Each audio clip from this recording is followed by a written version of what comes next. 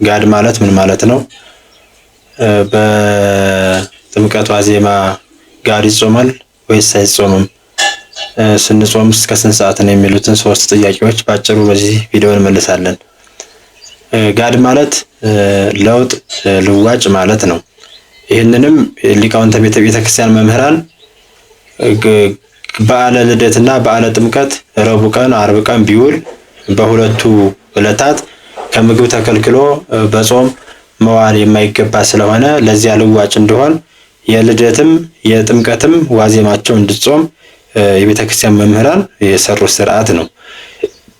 ይህንንም በጉባኤ ሊቃውንት ተሰብስበው የሰሩት ስርዓት ነው። እንደ ጽሑፍም አሁን ቤተክርስቲያን ፍትሐ መንፈስ በምትመራበት በፍትሐ መንፈሳዊ አንቀጽ 15 ላይ ስለ ሁለቱም ጋድ በልደት ዋዜማም በጥምቀት ዋዜማም ስለሚጾመው ጋድ ተጽፎ ተከትቦ እናገኛለን።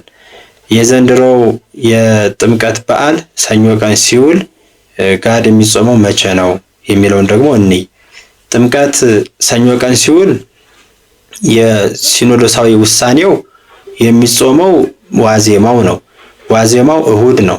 እሁድ ደግሞ ከጥሉላት ተከልክሎ መዋል እንጂ ከምግብ ተከልክሎ እንደ ረቡዕና እንደ ዓርብ እንደ ሌሎቹ ዕለታት ሊጾምባቸው የማይገቡ ዕለታት ናቸው ሁለቱ እሁድና ቅዳሜ።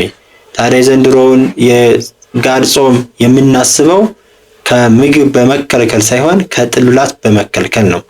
እርሱንም የምናስበው እሁድ ቀን ያለውን እሁድን ብቻ በመከልከል ነው።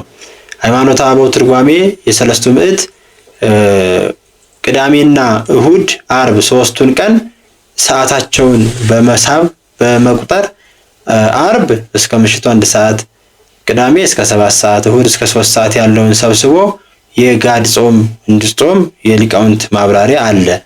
ይህ ግን የሊቃውንት አስተያየት እንደ ዕውቀት ሊጠቅመን ልናነበው የሚገባ እንጂ እንደ ሕይወት መመሪያ ልናደርገው አይገባም።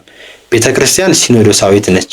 ስለዚህ በሲኖዶሳዊት በሐዋርያዊት ቤተክርስቲያን ያለን እንደመሆናችን መጠን የዘንድሮውን የጥምቀትን ዋዜማ ከጥሉላት በመከልከል ቅዳሜና እሁድን ጨምረን ሳይሆን እሁድን ብቻ ከጥሉላት በመከልከል ጋድን እናስብ ዘንድ ወይም እንጾም ዘንድ የሲኖዶሳዊ ውሳኔ ስለሆነ በዚህ መንገድ ልንመራ ይገባናል ማለት ነው።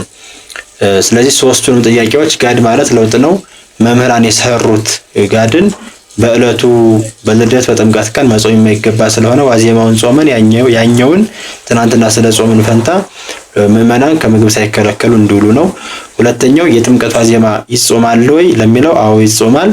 የሚጾመው ግን ጥምቀት ዓርብ ሲሆን ሐሙስ እስከ ምሽቱ 1 ሰዓት፣ ጥምቀት ረቡዕ ሲሆን ማክሰኞ እስከ ምሽቱ 1 ሰዓት ይጾማል። ጥምቀት ሰኞ ማክሰኞ ቢሆንም ሰኞ እስከ ምሽቱ 1 ሰዓት ይጾማል። የሚቆርቡ አክፍለው አስቀድሰው ሌሊት ስለሆነ ቅዳሴው ስጋውን ደሙን ይቀበላሉ ማለት ነው።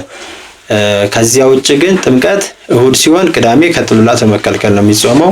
ጥምቀት ሰኞ ሲሆን እሁድ ብቻ ከጥሉላት በመከልከል ነው የሚጾመው።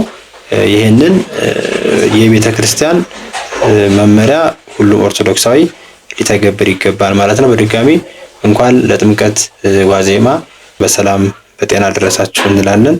እግዚአብሔር ከሁላችን ጋር ይሁን።